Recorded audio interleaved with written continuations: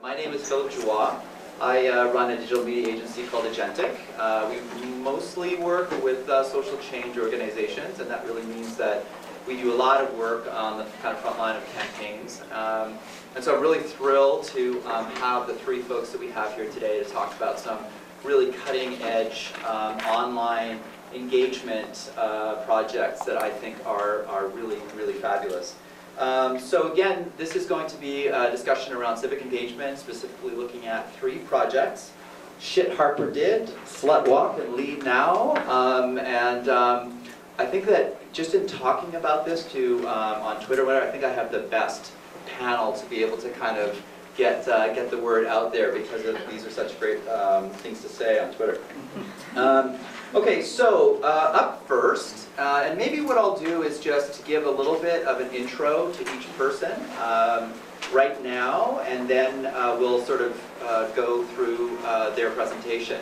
I think we have until 4 o'clock, so what we're going to do is each person's going to try and limit it to 10. I'm going to be a furious timekeeper, and so we'll try and keep everyone to that, and then we will start the questions, which is what I'm really hoping we can get to, and especially to hear from everyone here. Come on in, have a seat, no problem.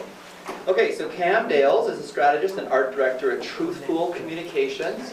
You've got to check those guys out. There's some very, very cool things that they are doing. And he's one of the co-creators of ShitHarperDid. He has a comm degree from Emily Carr University, and has been with TruthFool, working on a bunch of different coalition and campaign work. He has a really kind of strong, and this really came through when I spoke to him, a focus on strategy and the kind of good kind of thinking behind things. And that's been, Chris, come on in, grab a seat. There's a seat here and over there as well. He's been a lot of, kind of Vancouver's cultural scene as well. Cam is also a DJ and has some really interesting work that he's been doing around that.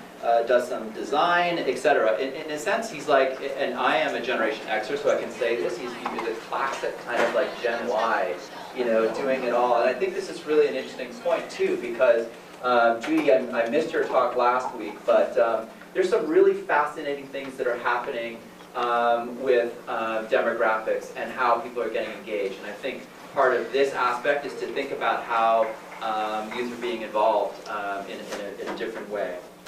Okay, so, and the only thing that he wanted me to let you know is that he works so much in front of the computer that, he really feels his butt is getting sore and he needs a new chair. And I'm not sure why he wanted me to tell you all that, but I totally agree with you. Get a better chair, man. Just screwing my paws. Yeah, exactly. Yeah. Okay, so you know what? I feel like we should just kind of roll into Cam and hold off with the intro for you guys until we get back to that. Does that sound good with all of you?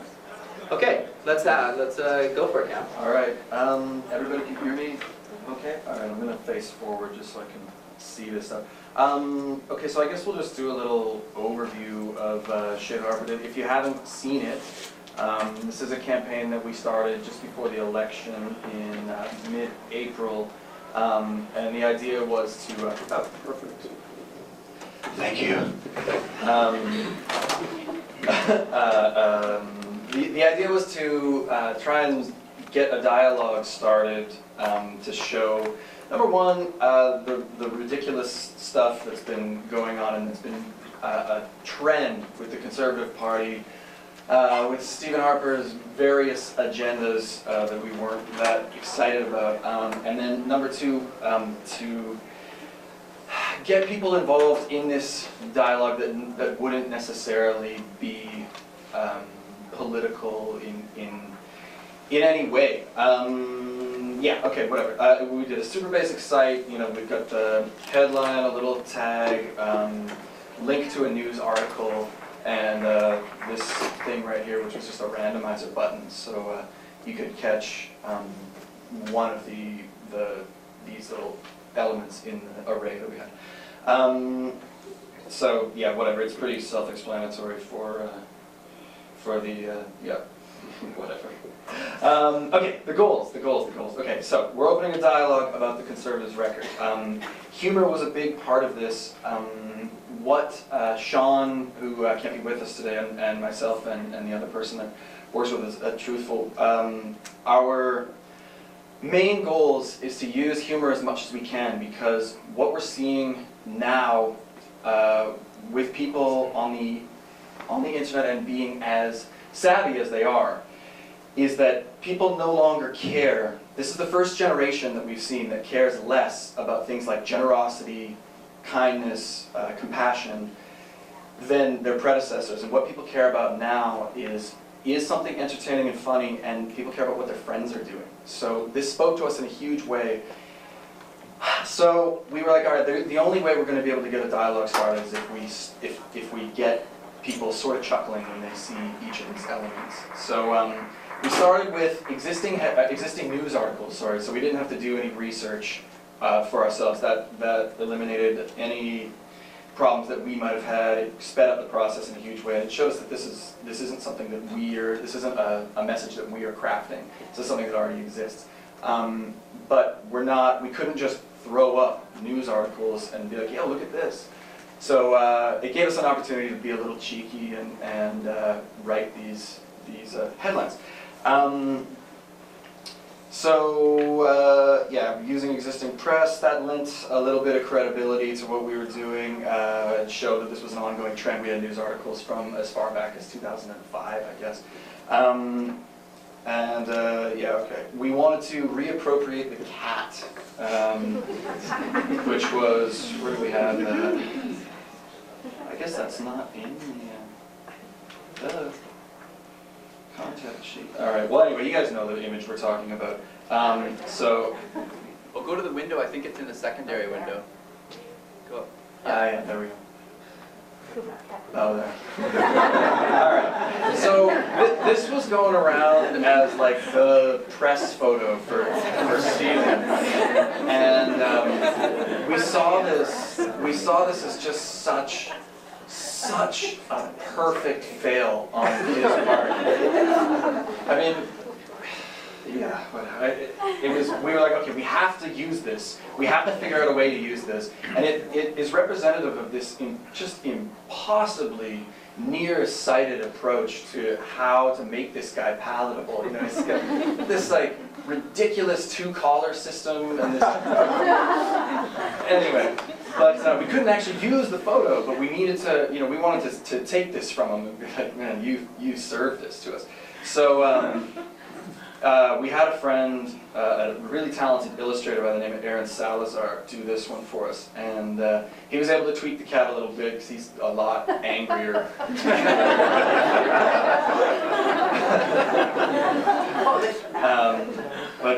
Yeah, so this is... yeah, that was where we started with that. Just to use this iconography, this system of iconography that has been used by the conservatives, and especially in just the recent months leading up to the election, there was this weird sort of humanizing, and I use that loosely, but humanizing process of Stephen Harper from this kind of like monster into this somehow worse monster, but it was like, you know, he was playing, there was street hockey pictures, and he was like, you remember there was the video of him singing with that YouTube star from Winnipeg? Anyway, so yeah, we were like, all right, this is where we're gonna start with this. So once we had that down and the idea of using these existing news headlines, we started to attack the problem of how we were going to get people to interrogate this site and how they were going to start sharing it. So we centered on the idea of a single serving, which means there's no scrolling, there's no multiple windows, nothing. When you get to the site, that's it. There's one button, and then there's the array of things at the bottom. You want to get involved, you want to look at the videos, blah, blah, blah, blah. There's only one way to make the site change, and that's just to keep on serving you with this same sort of thing over and over again. Give me another random article, give me another random article. And what it does is it encourages quick and repeated interaction with the site. And what we saw from it was something that was really interesting, because you can interact with one of the articles and it'll take you a few seconds, maybe 20, 30 seconds to read the thing. And that's about the global average for a website time visited. It's like 28 seconds or something. And what we were seeing in the analytics in the first week was that people were sitting on the site for like 8 minutes, which in internet time is an eternity. So it was really effective. Perfect. It was really effective in this way to keep people rolling. All right.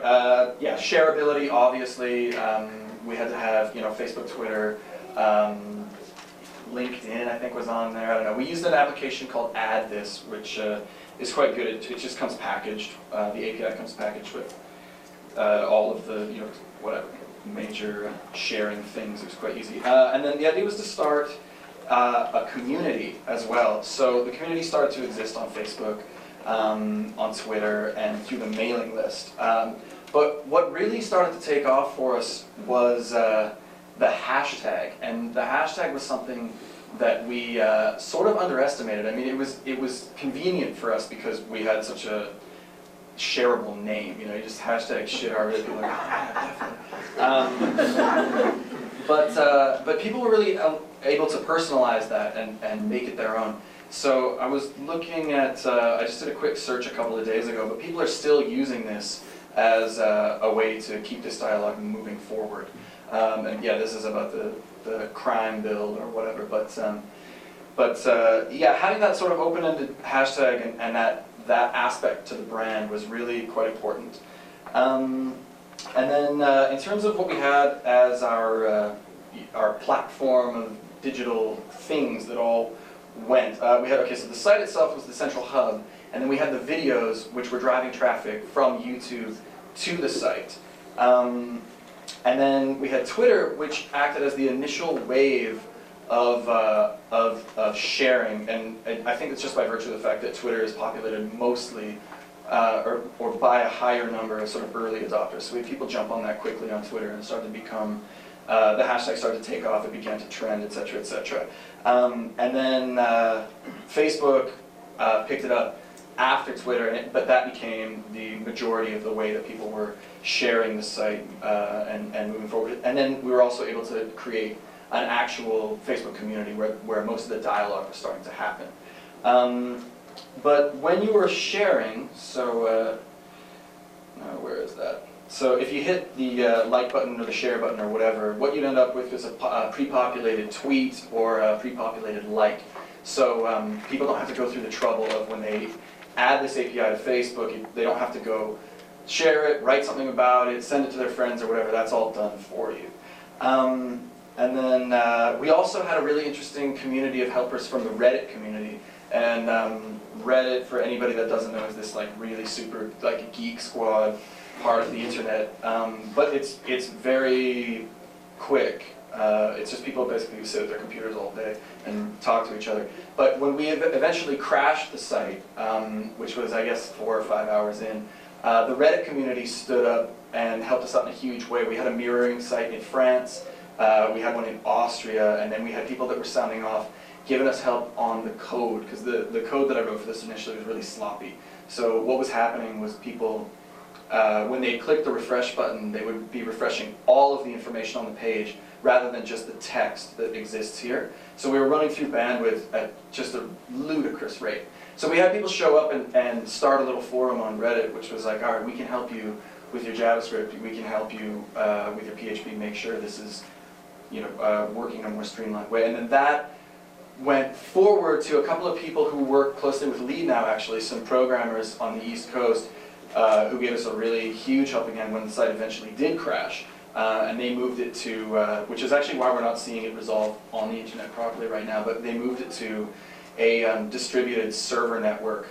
So if one went down, then another one would pick up the slack or whatever. But I really don't even know how it works.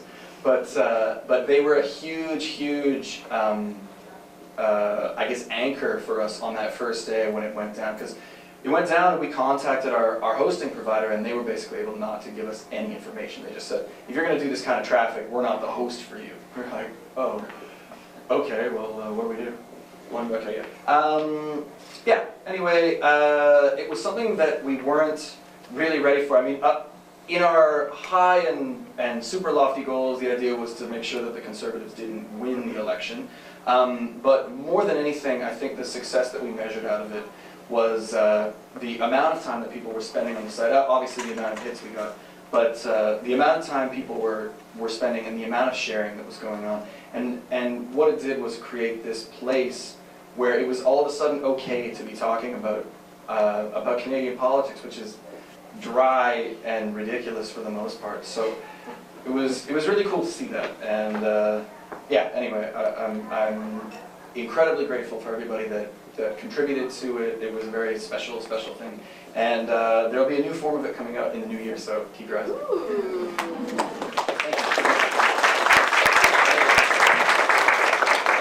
That's awesome. Cam, thank you for talking about that. I was really interested to hear how Twitter was the kind of first wave, get people to your website, but then a lot of the dialogue you said was happening on Facebook, which is an interesting kind of piece to that. Yeah, well, it started to come in kind of piecemeal over Twitter, and then once it got to that sort of critical point, it then ended up flooding through Facebook, and Facebook was where it created most of its clout.